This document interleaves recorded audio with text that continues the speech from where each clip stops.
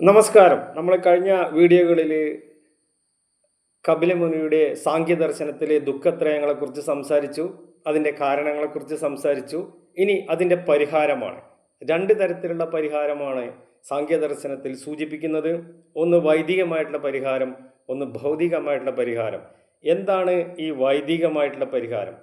അന്നത്തെ കാലത്ത് യാഗങ്ങൾ നല്ലപോലെ നടന്നിരുന്നു. സ്വർഗം ആഗ്രഹിക്കുന്ന ആളുകൾ അന്നും ഇന്നാണെങ്കിലും എപ്പോഴും സ്വർഗം ആഗ്രഹിക്കുന്നു. അപ്പോൾ ആ സ്വർഗം കിട്ടണമെന്നുണ്ടെങ്കിൽ, ഐശ്വര്യങ്ങൾ കിട്ടണമെന്നുണ്ടെങ്കിൽ ധാരാളം യാഗങ്ങൾ ചെയ്തിരുന്ന ഒരു കാലഘട്ടത്ത്. അപ്പോൾ ഈ യാഗങ്ങളൊക്കെ സാഖ്യർ, കപിലമുനി വളരെ നിശിതമായിട്ട് വിമർശിച്ചിരുന്നു. അതിൻ്റെ കാരണങ്ങൾ വേദത്തിൽ പറഞ്ഞിരിക്കുന്ന യാഗാദി കർമ്മങ്ങൾക്കുള്ള പ്രശ്നങ്ങൾ എന്താ വെച്ചാൽ, അതിൽ പറഞ്ഞിരിക്കുന്ന ജ്യോതിഷ്ഠോമി കർമ്മങ്ങൾക്ക് ദോഷങ്ങളുണ്ട്. പിന്നെ പ്രാണിവധം, അതുമൂലമുണ്ടാകുന്ന അശുദ്ധി, സ്വർഗങ്ങളിലെ സ്ഥിരതയില്ലാത്ത സുഖങ്ങൾ, ഓരോ യാഗത്തിലും ഓരോ തരത്തിലുള്ള പരിഹാരങ്ങളും ഫലങ്ങളുമാണ്.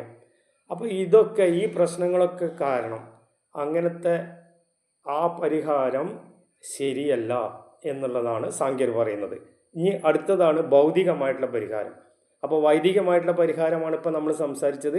രണ്ട് തരത്തിലാണ്, ഒന്ന് വൈദിക പരിഹാരം, മറ്റേത് ഭൗതിക പരിഹാരം. അതാണ് നമുക്ക് അടുത്ത വീഡിയോയിലുള്ളത്. ബൈ.